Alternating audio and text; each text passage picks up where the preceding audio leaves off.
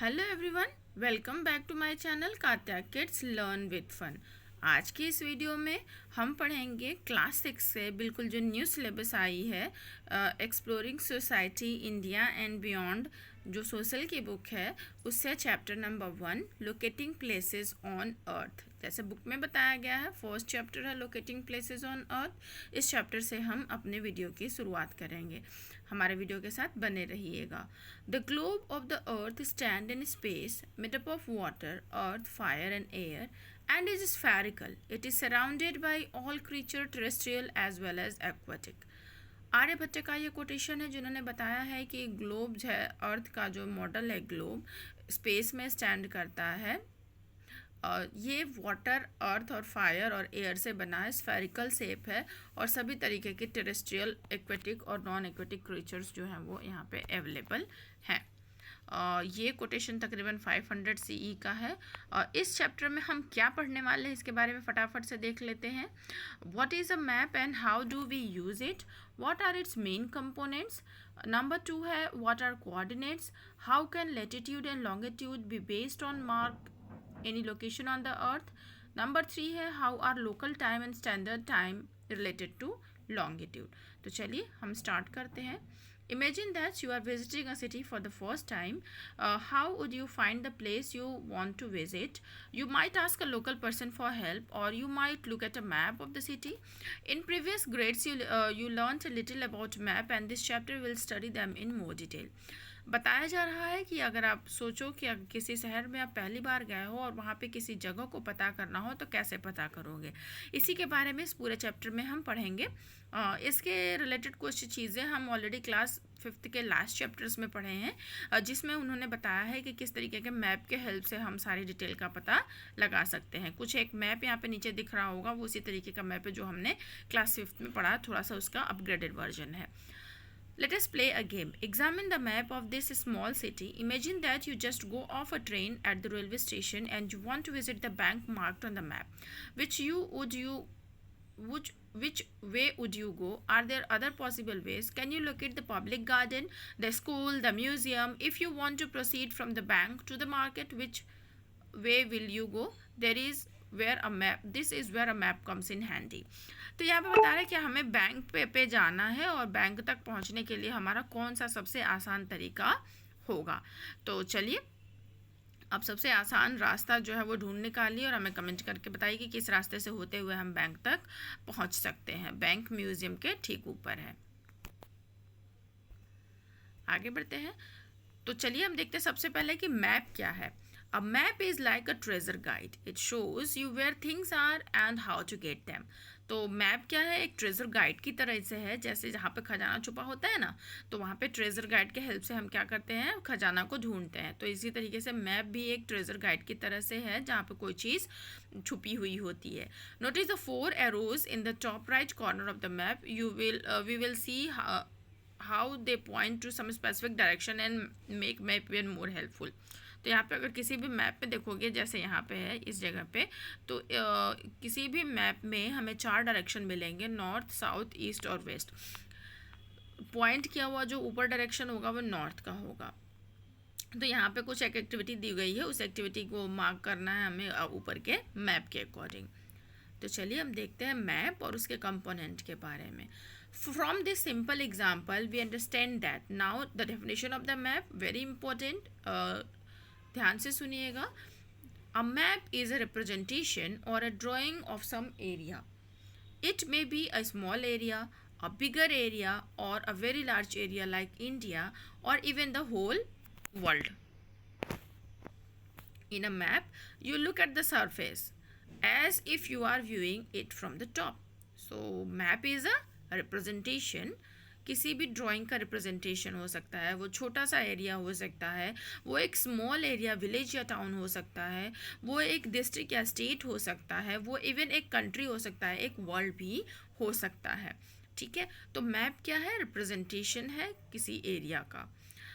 उसी तरीके से अगर हम बात करते हैं एटलस के लिए, तो an atlas is a book or a collection of map. तो एटलस क्या है? एक ऐसी बुक है जिसमें मैप्स का कलेक्शन है। Now there are several types of maps. Let us discuss it out. Physical map, political map और thematic map. कौन कौन से मैप हैं? फिजिकल मैप, पॉलिटिकल मैप और thematic map.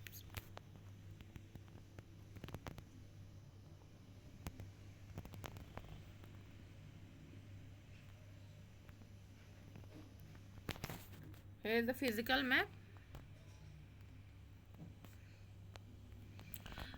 which mainly shows some natural features such as mountain, ocean and river. तो ऐसे features जिसमें कि माउंटेन, ओशियन और रिवर्स दिखाई देते हैं, यहाँ पर हमारा क्या होता है? फिजिकल मैप काम में आता है। आपने मैप में एटलस में देखा होगा फिजिकल मैप को। हाँ, उसके बाद आती है बारी पॉलिटिकल मैप की। पॉलिटिकल मैप आपने देखा होगा, जब भी हम मार्क करते हैं हम अपनी कंट्रीज़ को, तो हम पॉलिटिकल मैप में मार्क करते हैं।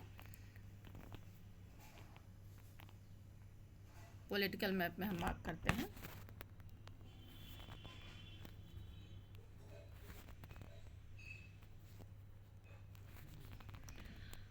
We show detail. Political map shows detail of countries or state boundaries, cities, etc. तो पॉलिटिकल मैप क्या शो करता है? पॉलिटिकल मैप शो करता है हमारे किसी भी कंट्री के स्टेट की बाउंड्रीज के बारे में। नाउ वो यूनियन टेरिटरी भी हो सकता है, उसकी कैपिटल भी हो सकती है। बात करते हैं थेमेटिक मैप के बारे में। Is a specific kind of information. Thematic map theme based होता है, इसमें एक स्पेसिफिक इंफॉर्मेशन होती है। जैसे आपने देखा होगा, पूरा जो मैप अगर होगा तो पूरा रिवर्स का होगा, या पूरा मैप होगा किसी कंट्री का जिसमें कि फोक डांसेस शो किया जा रहा हो, तो वो थीम बेस्ड होगा, जिसको हम थेमेटिक मैप कहते हैं। स्पेसिफिक काइंड ऑफ इंफॉर्मेशन इसमें शो किया जाता है। Now very important thing is the component of map. Let us see what are the three components of map. Three components of map are distance, direction and symbol. Have you ever wondered how a huge place can fit on a small piece of paper? It is all thanks to the map scale. Let us go back to a map of a small city. Each centimeter on the map as printed here represent a certain distance on the ground. तो जब भी आप map देख रहे होंगे, map जब भी बनाया जाता है तो बेस्ड ऑन द स्केल होता है, स्केल को बेस करके बनाया जाता है, क्योंकि आप देख रहे हो वर्ल्ड कितना बड़ा है, लेकिन जब हम उसको एक A4 शीट पे अगर उसको हमको प्रिंट लेना होता है तो एक उसका एरिया छोटा करके दिखाया जाता है। कैसे दिखाते हैं? स्केल में अगर 1 सेंटीमीटर है तो 500 मीटर की चीज़ों को रिप्रेजेंट कर रहा होता है। कभी कभी क्या होता है कि यही स्केल जो है अधिक चीज़ों को शो करने लगता है। जैसे 1 सेंटीमीटर जो होगा वो 500 किलोमीटर के एरिया को दिखाएगा, तो इसी तरीके से 500 above its length and kilometer on the side. It simply means that this ruler which measures 2.5 centimeter in the printed map corresponding to 500 kilometers on the ground. तो एक्चुअल में अगर जिस मैप जो स्केल में 2.5 सेंटीमीटर मेजर कर रहा होता है, एक्चुअल में वो 500 किलोमीटर ग्राउंड पे हो रहा होता है। So the actual distance between 2 point represented on the map depends on the scale that map is using. ठीक है, तो जो चीज़ भी मैप यूज़ करना चाह रहा है उसके ऊपर डिपेंड कर रहा है कि कितना हमारा डिस्टेंस होगा, हमारा स्केल क्या होगा। Let us return to the 4 arrows to the top right of the small city map. हमने देखा था उस मैप में 4 एरोज थी। जब आप यहाँ पे देखोगे तो आपको 4 एरोज की जगह और बहुत सारी एरोज दिखाई दे रही हैं। They point to the 4 direction which are north at the top. North है टॉप में, ईस्ट है हमारा, south and west. These are called the cardinal direction, also cardinal points. जो मेन डायरेक्शन है जैसे नॉर्थ है, ईस्ट है, साउथ है, वेस्ट है, ये सभी हमारे क्या है? कार्डिनल डायरेक्शंस हैं, जिनको हम कार्डिनल पॉइंट्स भी कहते हैं। Other than this intermediate directions are also used. इसके अलावा इंटरमीडिएट डायरेक्शंस भी होते हैं, जैसे नॉर्थ ईस्ट, साउथ वेस्ट और नॉर्थ वेस्ट। ठीक है, तो इस तरीके के डायरेक्शंस भी होते हैं। यानी टोटल हमारे पास कितने डायरेक्शंस हो गए? 8 डायरेक्शंस। ठीक है, 4 कार्डिनल डायरेक्शन और 4 intermediate directions. Most map simply have an arrow marked with the letter N which points to the north direction. अच्छा, कई सारे मैप में हम देखते हैं लेटर एन मार्क करके होता है, तो वो नॉर्थ डायरेक्शन को शो कर रहा होता है। Symbol are another important component of map. Our map has small drawing of actual building and a few other elements, but there would not be enough space on the map of a large city or a country to draw them. Instead, a symbol is used to represent this feature. Symbol for different kind of building, for roads and railway lines, and for natural elements such as river, a pond, or a forest. In that way, numerous details can be shown in the limited space available on the map. तो symbol क्या है? एक important component है map का, जिसमें कि एक कुछ छोटी सी ड्राइंग से हम इम्पोर्टेंट एलिमेंट्स को मैप में शो कर सकते हैं. जैसे लार्ज सिटी हो गई, कोई कंट्री हो गई, कोई बिल्डिंग हो गई, रोड हो गया, रेलवे लाइन हो गया, कोई नेचुरल एलिमेंट जैसे रिवर, पॉन्ड या फॉरेस्ट हो गया. इन सभी को हम जब हम दिखाते हैं मैप में, तो हम क्या करते हैं? छोटे से सिंबल से दिखा लेते हैं.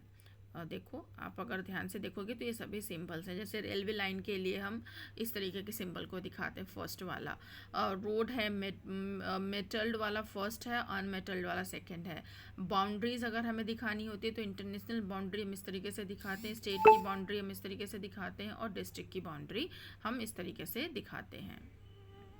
उसके बाद रिवर्स देखोगे आप, टेम्पल देखोगे, पोस्ट ऑफिसेस देखोगे, ग्रेवयार्ड्स वगैरह है, ट्री ग्रासेस हैं. तो हम छोटे छोटे इमेजेस के सहारे हम क्या कर लेते हैं? मैप में हम चीज़ों को दिखा लेते हैं. क्योंकि मैप हमारा बहुत स्मॉल स्केल पे बना होता है, तो इस वजह से हम बड़ी चीज़ों को इस पर शो नहीं कर पाते.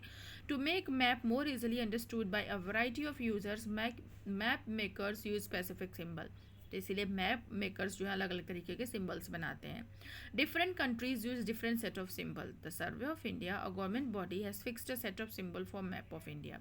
तो अलग अलग कंट्रीज में ये सिंबल अलग अलग तरीके के होते हैं. और हमारी कंट्री की अगर हम बात करें तो सर्वे ऑफ इंडिया एक गवर्नमेंट बॉडी है जो इस तरीके के सिंबल को फिक्स करती है हमारे मैप में. ठीक है, जिसको कि मैंने अभी आपको दिखाया फिगर 1. इस फिगर में हमारा ये जो दिख रहा है वो कौन बनाया है? ऊपर की लाइन में देखोगे आप तो ये हमारा कौन बनाया है? सर्वे ऑफ इंडिया, एक गवर्नमेंट बॉडी है जिसने कि ये सारे सिंबल्स बनाए हैं. नेक्स्ट टॉपिक है हमारा mapping the earth. Mapping the earth is a little more difficult because our planet is not a flat surface, it nearly has the shape of a sphere. अच्छा, हमारा मैप जो है बनाना आसान नहीं होता हमारे अर्थ का मैप, क्योंकि इसका शेप जो है स्फेयर होता है. जब भी हम इसको खोलेंगे ना तो हमें एक स्क्वायर शेप या रेक्टेंगुलर शेप नहीं मिलेगा, एक स्फेरिकल शेप मिलेगा. ठीक है, तो जिसको कि एक फ्लैट शीट पे रिप्रेजेंट करना बहुत मुश्किल होता है. ठीक है, तो इसके लिए, इस चीज़ को समझने के लिए, जब आप एक ऑरेंज को पील करोगे ना, छीलोगे, छिलका उसका निकालोगे और उसको सेटल करने की कोशिश करोगे, रखोगे, ठीक है, उसके बड़े टुकड़ों को फ्लैट करने की कोशिश करोगे, तो क्या देखोगे आप कि वो क्या हो रहे हैं? बीच में उठ जाते हैं, है ना. सेम उसी तरीके से हमारे यहाँ हम जब अपने अर्थ का मैप बनाने की कोशिश करते हैं तो बीच का हिस्सा क्या होता है? बॉल जो हो जाता है, उठ जाता है. Now consider a globe is a sphere on which a map is drawn. अगर हम ग्लोब की बात करते हैं जिसमें मैप बना होता है, this may be a map of earth, the moon, the planet Mars, the stars and constellation in the sky etcetera. ठीक है, ये सभी दिखा सकते हैं. The physical object like the one shown in the drawing on the next page is sphere that is generally made up of metal, plastic और cardboard. देखो यहाँ पे इमेज में दिख रहा है, प्लास्टिक का बन सकता है, मेटल का बन सकता है, कार्डबोर्ड के सहारे बनाया जा सकता है. किसी भी तरीके से हम इसको बना सकते हैं, बट हम इसको फ्लैट नहीं कर सकते. Here we will study the globe representation, the Earth's geography, because the globe and the Earth have the same spherical shape. A globe will better represent the geography of the earth than a flat map. तो जो globe है बिल्कुल अर्थ के जैसा दिखाई देता है, तो इसलिए जो ग्लोब की ज्योग्राफी है वही अर्थ की ज्योग्राफी है. तो चलो हम इसको एक्सप्लोर करते हैं. Imagine a big market in a city or a town with neat rows of shops all the same size. You want to meet a friend at a stationery shop inside the market, but your friend does not know where the shop is. So you would give direction like meet me at 6 p.m. at 7th shop in the 5th row from the entrance. तो आप कहता है कि अगर बड़े market में गए हुए हैं और सभी शॉप्स एक रो में हैं, एक ही साइज़ की हैं, और वहाँ पे आपको एक अपने फ्रेंड को उसे स्टेशनरी शॉप में मिलना है और आपका फ्रेंड उस जगह को नहीं जानता, तो आप उसे कैसे मिलोगे? तो हम क्या एक मैसेज देते हैं, मीट मी एट 6 PM, 6 बजे मिलेंगे 7th नंबर शॉप पे 5th नंबर रो में. ठीक है, तो इस वजह से हमारा जो लोकेशन बहुत प्रिसाइज लोकेशन हो गया और यहाँ से हमारा फ्रेंड आसानी से हमको मिल सकता है. अगर हम बात करते हैं चेस बोर्ड की, चेस तो आपने बहुत ही खेले होंगे ना, बहुत गेम अपने फ्रेंड्स के साथ खेले होंगे, ब्लैक और वाइट में उसकी गोटियाँ होती हैं और उसको आप खेलते हो. Now consider a chess board to record moves by advance player. Letters are placed alongside the main pieces. From A to H see the image. A से एच के बीच में हमारे पास क्या होते हैं, प्लेयर्स रखे होते हैं, है ना. और 1 से 8 के बीच में हमको क्या होते हैं, हमारे नंबर्स होते हैं between two sides. This simple system allows players to mark each square and record every move. और एक एक मूव के साथ हम आगे बढ़ते हैं. यार the white side has just open the game by moving the queen's pawn 2 square forward. ठीक है, तो यहाँ पर जो चेस बोर्ड है, यहाँ पे क्वीन के आगे का जो पॉन है, प्यादा है, वो आगे चला गया है और अभी ब्लैक वाले की बारी नहीं आई है. So the pawn is said to have move from D2 to D4. अब इसलिए हम ये कह सकते हैं कि जो पॉन था वो D2 से D4 की तरफ मूव कर गया. ठीक है, आप देख रहे हो D कहाँ पे, जहाँ पे क्वीन बनी हुई है वहाँ पे D है, और जो पॉन पहुँचा है 4 में वो क्या हो जाएगा, D4 हो जाएगा, और पहले उसका पोजीशन क्या था, D2 था. ठीक है, so the pawn is said to have move from D2 to D4. इसलिए हम कह सकते हैं कि पॉन कहाँ से कहाँ मूव हो गया, D2 से D4 पे मूव कर गया. ठीक है, the system use in this two example में be called the system of coordinates. और इसी को हम कहेंगे system of coordinates. Thank to the two coordinate the stationery shop as well as the chess square on the chess board can be precisely determined. A similar system of coordinate is used in the world of map to determine the location of any place on the map. और इसी तरीके से जो coordinates हैं map में use किए जाते हैं. ठीक है, और इन कोऑर्डिनेट्स, ये कौन से कोऑर्डिनेट्स होते हैं, ये कोऑर्डिनेट्स होते हैं लेटीट्यूड और लॉन्गिट्यूड के. राइट, लेटीट्यूड और लॉन्गिट्यूड बहुत आसान होता है समझना. लेटीट्यूड क्या होता है, हमारे अर्थ पे वो लाइन, वो इमेजिनरी लाइन जो लेट के जा रही है वो लेटीट्यूड है, और वो इमेजिनरी लाइन जो नॉर्थ पोल से साउथ पोल की तरफ जा रही है वो लॉन्गिट्यूड है. Let us return to the globe. हम वापस ग्लोब पे चलते हैं. It is easy to identify the north pole and south pole on it. North pole और साउथ पोल को आइडेंटिफाई करना बहुत आसान होता है. Rotate the globe while it rotates the fix point eight the top and bottom और two poles. जो fix point है, जब हमारा ग्लोब रोटेट कर रहा है, जो फिक्स पॉइंट है वो हमारा क्या है, नॉर्थ पोल और साउथ पोल है. Half between them is the equator. Note the circle making it. और उसके बीचों बीच कौन है, इक्वेटर है. Imagine that you stand on the equator and travel towards one of the pole. अगर आप इक्वेटर पे खड़े हो और पोल्स की तरफ जा रहे हो, your distance from the equator increases. आपका डिस्टेंस इक्वेटर से दूर जा रहा है. So latitude measure this distance from the equator. और लेटीट्यूड जो है इसी डिस्टेंस को मेजर करता है. At any point of this travel you can draw an imaginary line that run east and west parallel to the equator. और वही line जो इक्वेटर से पोल्स की तरफ जा रहा है उसको अगर हम लोकेट करते हैं ईस्ट वेस्ट डायरेक्शन से, तो वो हमारा हो जाता है लेटीट्यूड. इसलिए मैंने बताया कि ग्लोब पे जो हमारी लेटी हुई लाइनें हैं वो क्या है, लेटीट्यूड है. Such a line is called a parallel of latitude. इनको हम क्या कहते हैं, पैरेलल ऑफ लेटीट्यूड कहते हैं. And it draws a circle around the earth. और एक सर्कल बनाती हैं. Again it is easy to note on the globe that the largest circle is the equator. और अगर हम ग्लोब पे देखेंगे तो सबसे बड़ा सर्कल जो बनाएगा वो होगा इक्वेटर. तो इक्वेटर को हम क्या बोलेंगे, 0 degree. while the circle marked by the parallels of latitude grows smaller as we move northward और साउथवर्ड. और उसी तरीके से जब हम नॉर्थ में चलते चले जाएंगे या फिर टुवर्ड्स साउथ चलते चले जाएंगे तो जो हमारे पैरेलल्स ऑफ लेटीट्यूड हैं छोटे और छोटे होते चले जाएंगे. ठीक है, तो याद रखिएगा हमेशा जो सबसे बड़ा पैरेलल ऑफ लेटीट्यूड है वो है इक्वेटर, और सबसे छोटा पैरेलल ऑफ लेटीट्यूड कौन से है, नॉर्थ पोल और साउथ पोल पे. Latitudes are expressed in degrees. और ये हमेशा डिग्री में एक्सप्रेस किए जाते हैं. 0 डिग्री पे है latitude, while the latitudes of the two poles are 0 degree north and 90 degree south respectively. This is noted north 90 degree north and 90 degree south. There is a connection between latitude and climate. latitude और climate के बीच में connection है. Around the equator the climate is generally hot. अगर हम equator के पास के climate को देखें तो एक ऐसा है हॉट क्लाइमेट है. इसीलिए इसको टॉरिड क्लाइमेट भी कहा जाता है. As you travel away from the equator towards one of the two poles, the climate becomes more moderate and closer to the north or south पोल.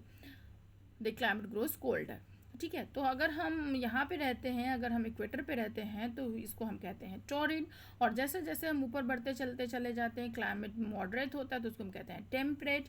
और अगर हम नॉर्थ पोल या साउथ पोल के close चले जाते हैं तो क्लाइमेट क्या होता है, ठंडा हो जाता है, कोल्डर हो जाता है, तो इसको हम बोलते हैं फ्रीजिड.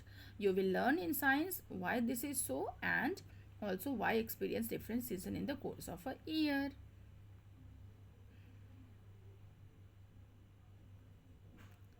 तो नेक्स्ट हमारा है, ये देखो इस ग्लोब में पूरा हमें क्या दिख रहा है, लैटिट्यूड दिख रहा है ना.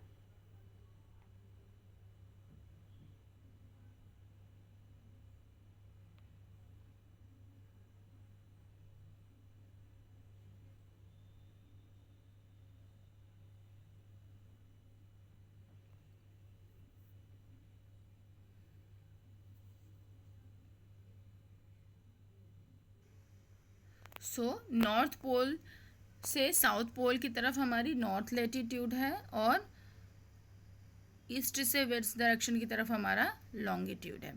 Imagine now that you travel from the north pole to the south pole by the shortest possible line. Observe the globe.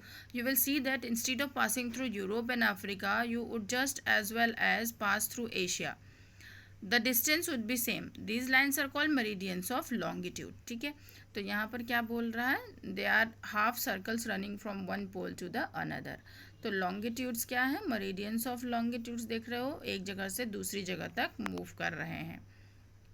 ठीक है, they are half circles running from one pole to the other. एक pole से दूसरे पोल की तरफ run करते हुए half circle जो है वो हमारे क्या है, मेरिडियंस ऑफ लॉन्गिट्यूड है. You will also learn in science that the earth spin on its axis. To put it simply, let us place a desk lamp a little way from our globe, focused on it, and imagine that this is the sun. Illuminate the earth, slowly rotating the globe eastward. We can note that for some places on the earth it is morning, while for the other it is midday, evening or night.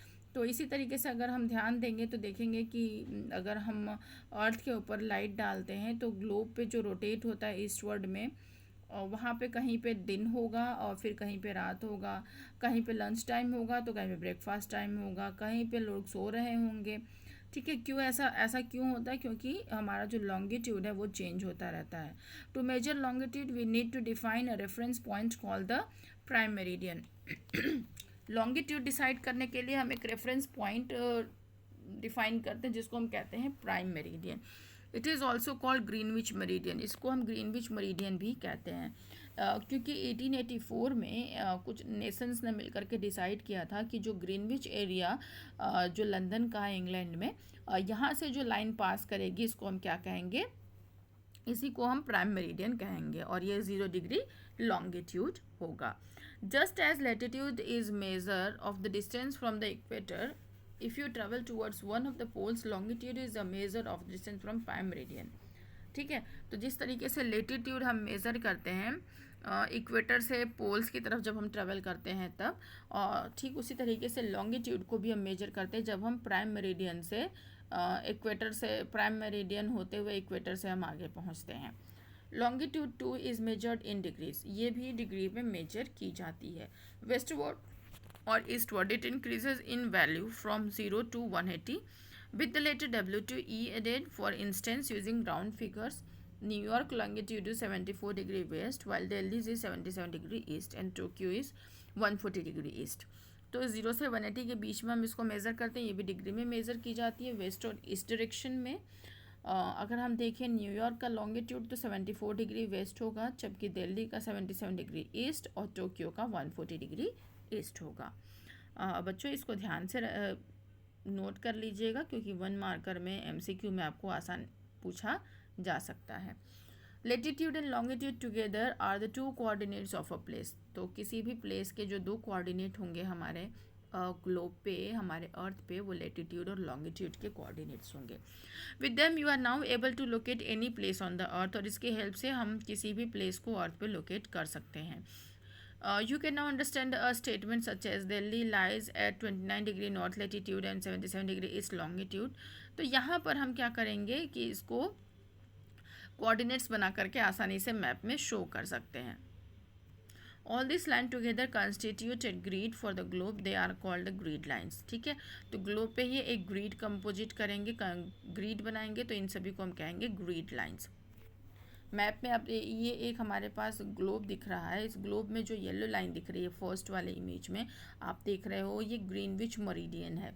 ठीक है, फिर second image में western hemisphere को दिखा रहे हैं और eastern hemisphere को दिखा रहे हैं. थर्ड इमेज में नॉर्दर्न हेमिस्फीयर को दिखा रहे हैं और सदर्न हेमिस्फीयर को दिखा रहे हैं. ठीक है, तो बातें क्लियर हो गई कोऑर्डिनेट्स से रिलेटेड.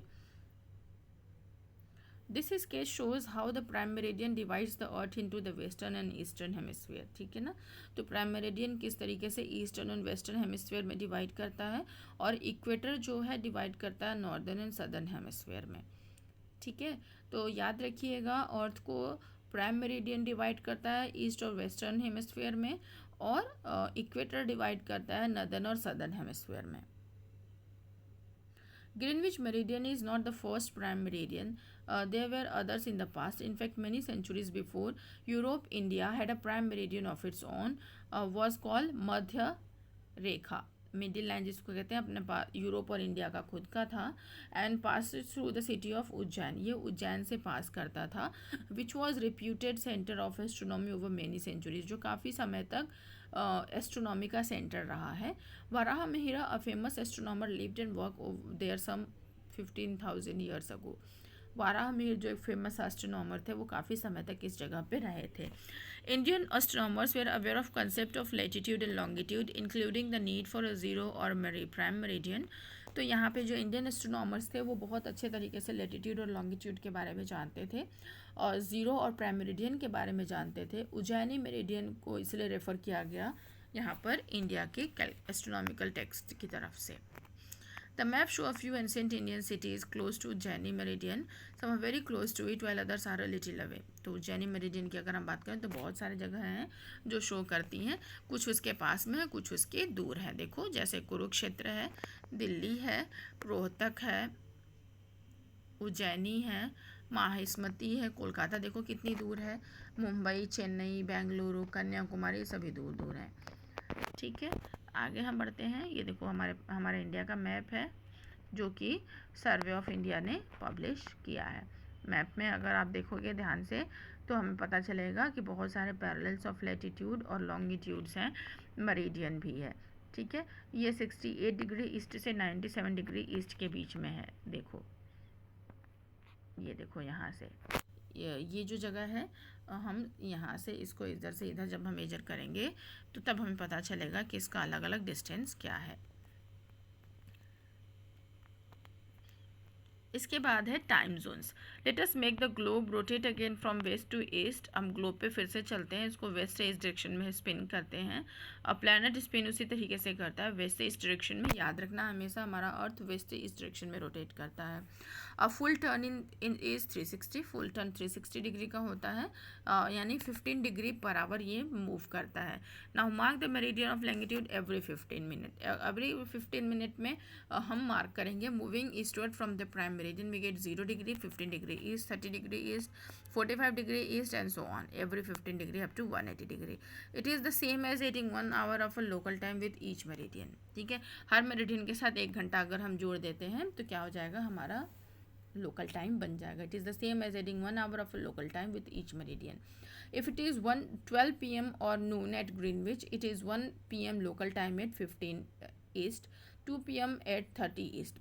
तो अगर हम देखें 1 बजने का समय तो 15 डिग्री ईस्ट होगा, 2 बजेगा 30 डिग्री ईस्ट पे और इसी तरीके से आगे बढ़ते चले जाएंगे. But going westward it is the other way round. 11 am local time at 15 degree west and 10 am at 30 degree west. ठीक है, तो इस तरीके से हमारी चीज़ें हर डिग्री पे चेंज होती चली जाएंगी. The same method can be used to calculate the local time of any place on the earth, but it could be convenient for a country to use many local times. तो इसलिए क्या बना गया, हर एक country का भी अपना standard time बनाया गया ताकि आसानी से टाइम को कैलकुलेट किया जा सके. That is why most countries adopt a standard time based on meridian passing through them. उनसे जो भी मेरिडियन पास करता है उसके हिसाब से स्टैंडर्ड टाइम बना लेते हैं, जिसको हम कहते हैं IST, Indian standard time. 5 hours 30 minute का है. इंडियन स्टैंडर्ड टाइम जो है 5 hours 30 minute का है, ahead of the local time at Greenwich, called Greenwich mean time, GMT जिसको कहते हैं, उससे आगे चलता है. Return to the two friends sitting in Gujarat and Assam. Use this example to explain the difference between local time and standard time. Local time और standard time में फ़र्क होता है. All these standard times are organized in time zones which broadly follow the zone of 15 degree in the graph. But let us consider the world map below. We can see that the lines dividing the time zones are not fully straight. This is because they have to respect each country's standard time and therefore tend to follow international border. The numbers written inside some countries are the number of the hours added to the GMT to the standard time, if they have a positive sign, or subtract from GMT if they have a negative sign. ठीक है, तो यहाँ पर जब हम उनको time में add कर दिया जाता है तो उनके साथ पॉजिटिव टाइम है, देख रहे होगे आप ईस्टर्न हेमिस्फीयर में देखोगे तो सभी में पॉजिटिव है और वेस्टर्न हेमिस्फीयर में देखोगे तो सभी में नेगेटिव टाइम दिखा रहा है. From the above explanation, it may seem as if every country has one standard time. That is not always the case. अभी इसमें से दिख रहा है कि सभी कंट्री जो है सबके पास अपना एक स्टैंडर्ड टाइम है, लेकिन ज़रूरी नहीं है कि सभी के पास अपना एक स्टैंडर्ड टाइम होगा. जैसे रसिया है, कनाडा है, USA है, ये बहुत बड़ी बड़ी कंट्रीज़ हैं. Too large to have a single time zone. एक सिंगल टाइम जोन के लिए कंट्रीज़ बहुत बड़ी हैं, इसीलिए USA में 6 टाइम जोन है, रसिया में 11 है. ठीक है, इसका मतलब है कि रसिया में अगर हम ईस्ट से वेस्ट जाएंगे तो हमको टाइम को एडजस्ट करना पड़ेगा. ठीक है, similarly the globe in 1.9 centred on India, so standard time with respect to GMT for a few countries. Finally, while prime meridian was fixed at Greenwich, the opposite line, approximately 180 degree longitude, is called the international date line. तो जब हम prime meridian fix कर देते हैं Greenwich में, उसके opposite में जो लाइन बनी है 180 डिग्री लॉन्गिट्यूड पे, वो इसको बोलते हैं इंटरनेशनल डेट लाइन. ठीक है, as you can see on the map the +12 and -12 zone touches each other at this line. इसी लाइन पे +12 और -12 टच करता है. तो जब भी आप शिप से या जहाज़ से टाइम क्रॉस कर रहे होते हैं, ट्रैवल कर रहे होते हैं, change the date in your watch. If you cross it travelling eastward, you subtract a day. अगर ईस्ट में जा रहे होते हो तो सब्ट्रैक्ट करते हैं from Monday to Sunday. If you cross it travelling westward, अगर वेस्टवर्ड में जाते हो, you add a day from Sunday to Monday. ठीक है, तो we said that the international date line is approximately at 180 degree longitude as it deviated in place to avoid dividing some countries into 2 different days. तो यहाँ पर क्या होता है, एक ही कंट्री में 2 डिफरेंट डेज भी कभी कभी हो जाते हैं डेविएट होकर के. ठीक है, तो हम आगे अगर बढ़ते हैं, आगे बढ़ने से पहले ये जानते हैं maps are very useful to represent an area of the earth whether small or large. The main component of map are distance, direction and symbol. Map बहुत ही यूजफुल है किसी भी एरिया को रिप्रेजेंट करने के लिए. मैप के जो कंपोनेंट है डिस्टेंस, डायरेक्शन और सिंबल हैं. अर्थ, every place on the earth has a location which can be precisely defined with the help of grid of latitude and longitude. अर्थ का जो लोकेशन है उसको हर जगह से लेटीट्यूड और लॉन्गिट्यूड में दिखाया जा सकता है. ये इमेजिनरी लाइंस होती हैं जो ईस्ट से वेस्ट में और नॉर्थ से साउथ पोल पे रन करती हैं. Longitude also mark the time and defines the time zone. Longitude time बताता है और टाइम जोन को डिफाइन करता है. International date line is located approximately at 180 degree longitude. जो डेट लाइन है वो 180 डिग्री लॉन्गिट्यूड में अपोजिट टू प्राइम मेरिडियन है. और crossing the international date line changes the date by 1 day. और जब भी हम डेट लाइन क्रॉस करते हैं तो क्या हो जाता है, यहाँ पे हमारा डेट एक दिन से दूसरे दिन में चेंज हो जाता है. So I hope you like this video. Thanks for watching. Stay connected with me for the next video. Bye for now.